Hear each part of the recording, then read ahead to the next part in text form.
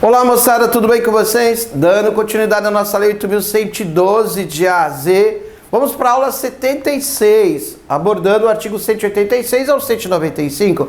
Lembrando mais uma vez que essa parte da Seguridade Social, professor, está sendo repetitivo, não interessa para você ganhar tempo aqui, ó. Essa parte da Seguridade Social, ela é muito importante que você observe o artigo 40 do texto constitucional lá, tenha bem lido ele, porque é ele que vai regrar toda essa parte.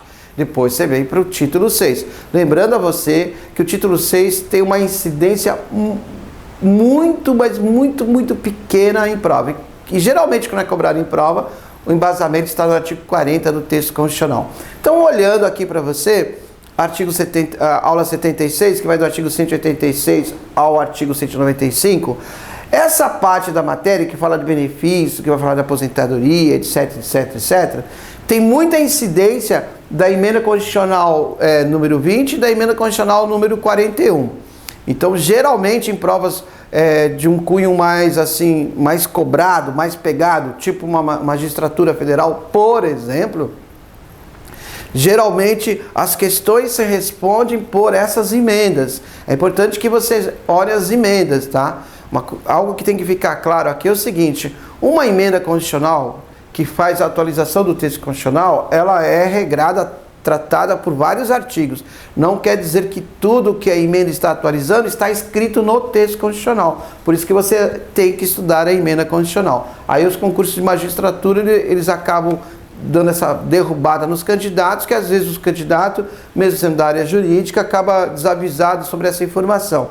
Mas você que vai fazer de repente, não vai fazer magistratura ainda, ou não queira fazer magistratura, vai para um analista, para um técnico, não precisa então se preocupar com isso. Basta ter o conhecimento lá no artigo 40.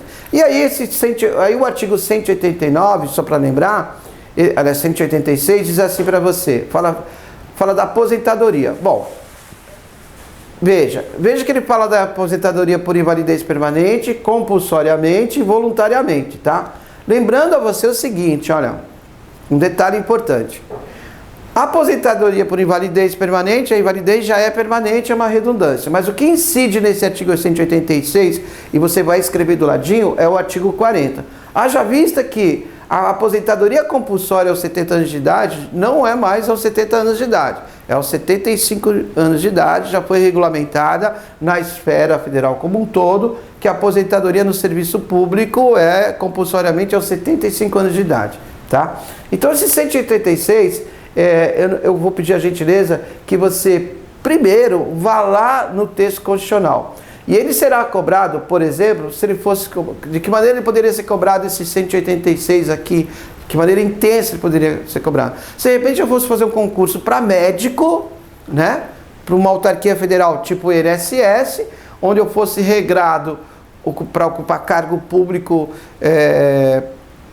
por concurso público, daí na esfera médica poderia ser cobrado isso daqui mais aprofundado. Mas você deve ir no artigo 40, ler o inciso 1, 2, 3. Percebeu? E aí você tem o 188, que fala para você: a aposentadoria voluntária ou por invalidez vai vigorar a partir da data da publicação do respectivo ato.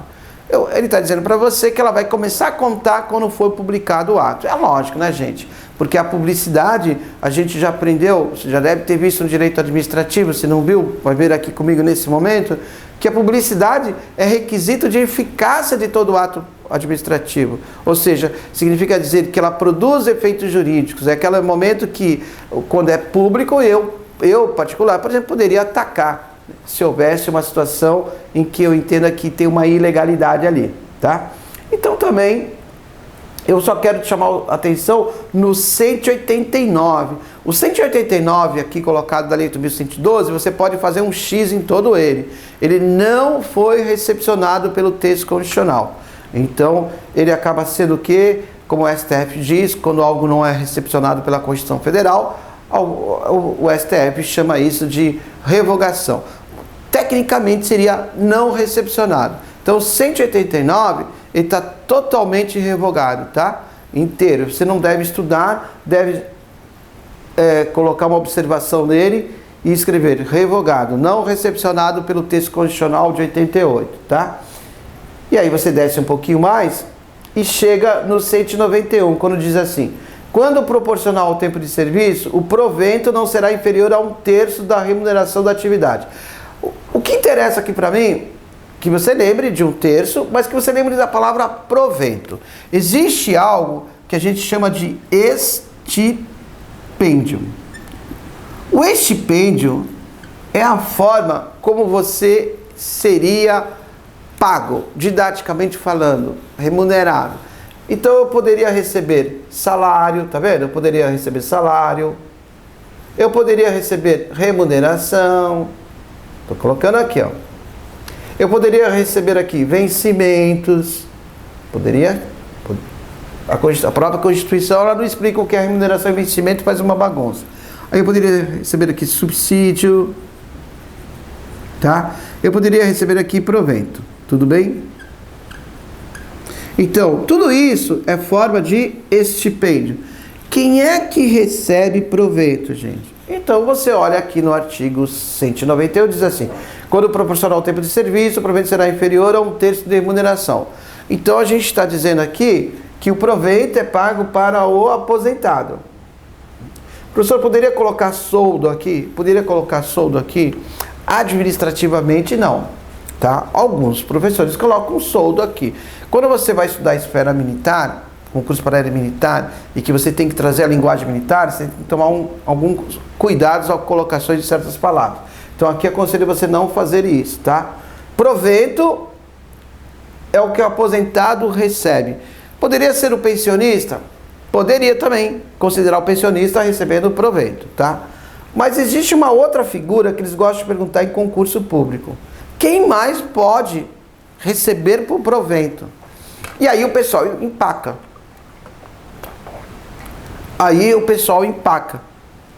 Simplesmente o pessoal para. Para por quê? Porque quem é que pode receber provento, gente? É um indivíduo que você já estudou que fica em disponibilidade. Então, muito cuidado com isso. O indivíduo que fica em disponibilidade é o indivíduo que recebe o quê? Provento. Certo? Provento. Tudo bem? Aí diz o 194, ao servidor aposentado será paga a gratificação natalina até o dia 20 do mês de dezembro. Meramente administrativa aqui, e eu quero que você olhe uma outra questãozinha da CESP. As vantagens e os benefícios concedidos aos servidores em atividade são estendidos aos inativos, salvo quando decorrente de transformação ou reclassificação do cargo ou função. Ele está dizendo o seguinte, que as vantagens e os benefícios que é concedido ao servidor em atividade, eles são estendidos aos inativos, salvo quando decorrente de transformação ou reclassificação do cargo ou função. Cuidado, tá, gente? Por quê? Só deixa eu puxar aqui para você. O artigo 189, ele está revogado. Mas o artigo 189 diz assim: o provento da aposentadoria será calculado com observância do disposto, revisto tal, parágrafo único. São estendidos aos inativos quaisquer benefícios ou vantagens posteriormente concedidos aos servidores em atividade. Tá vendo? Então, a CESP vem e faz essa questão. E essa questão, alguns candidatos colocam correto até, outros discutem. Mas essa questão, ela tem que ser anulada. Por que ela tem que ser anulada? Porque o 189 foi revogado. O 189 não foi recepcionado.